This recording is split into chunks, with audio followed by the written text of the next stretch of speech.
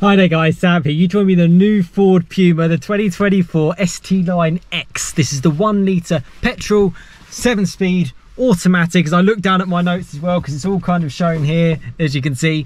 Yeah, very excited. It's the 125 PS version car, and as you can see, the new infotainment which Ford have now introduced, which yeah, I'll show you from the point of view.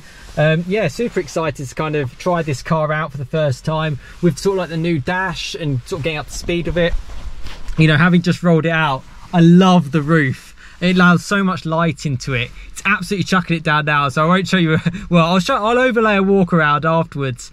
Looks really, really stylish. I believe it's in cactus grey. Super cool car, and I love these kind of cars. This is essentially like a Ford Fiesta pumped up. Don't make the Ford Fiesta anymore. They still make this. Yeah, I'm super excited to try this car out, and yeah, and to share you everything kind of about it. Particularly in this specification, it looks very, very high class. And yeah, I'm looking forward to going for a drive. So yeah, let's go for a drive and let's show you what it's all about. My first impressions of the new Ford Puma. Now, we have got one of the wettest days going, but what you should do, foot on the brake, press the power start button, sensor into life.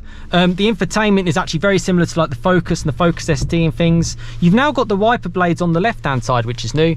Stick it into drive. Obviously you've got reversing camera too, and yeah, essentially off you go, really. Manual handbrake to use. Yeah, excuse the weather. There's nothing I can do about that.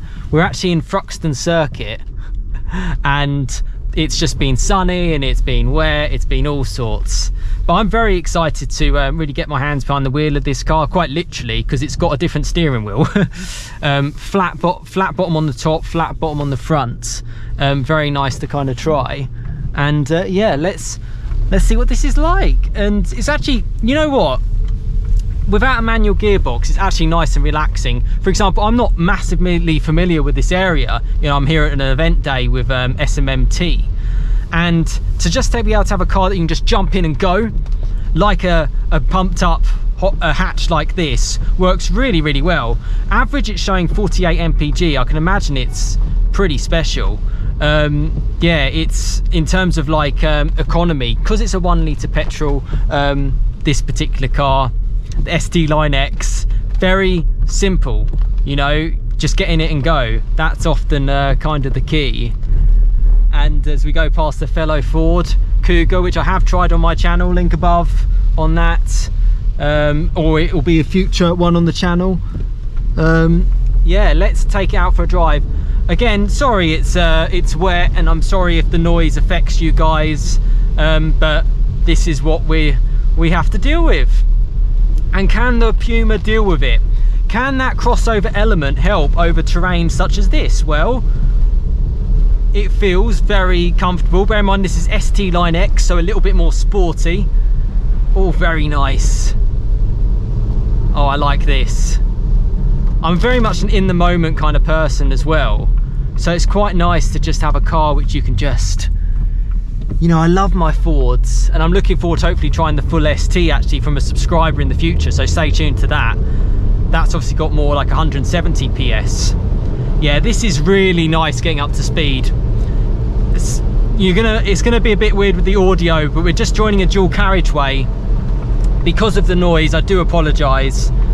But we come off onto some more city sort of roads in a second, but it's nice just to show you what it's like. Yeah, cruising, getting used to the steering wheel, feels very nice, feels very different actually.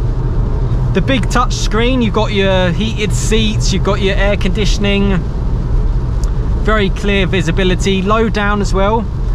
Yeah, very cool. It works so well in the UK. The Ford Puma, just a simple car. And the ST-Line X adds a little bit more sportiness whilst still being refined. Not masses of power, you know, just a simple 1 litre petrol engine, nothing special in that regard. 125 PS. This doesn't even have any hybrid nature. It's not one of those. It's just got the auto. You can get this lower trim in a manual should you wish, but I'm finding it okay. There's no paddles or anything to play with. It's just, it does kind of what it wants to do. Nice and small width, easy to get around, nice and quiet. And I love that roof.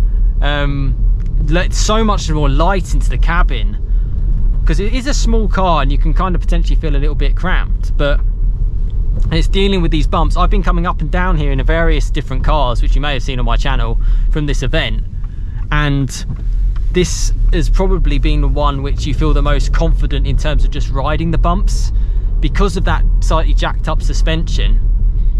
And even in ST-Line X trim, it certainly doesn't feel too firm, but it's still got that Ford DNA of being quite actually nice to drive. You know, you want to take it out on like a twisty road and have some fun, which is what this is about. You know, got some puddles here, just front wheel drive. Whee! Having some fun. And obviously the top of the range now, the ST, has essentially the same engine, just with a bit more power from the hybrid boost. It's 170. So there's less difference between these cars now, the ST-Line X and the full-on fat ST, which actually makes the ST-Line quite a good pick of the bunch in 2024. I love the colour. I think cactus grey works really, really well. It's a very sort of subtle, discreet, it's a very elegant car. The new design of the new ST too, with sort of like the front grille is different. Yeah, I've just got it in normal mode. But yeah, seeing what the gearbox is just like for just everyday kind of bits. You've got a sport mode as well. Oh, not like adaptive suspension, so it's a little bit bumpy along there. This has got the larger alloy wheels too. Yeah, got to be careful pulling out of here.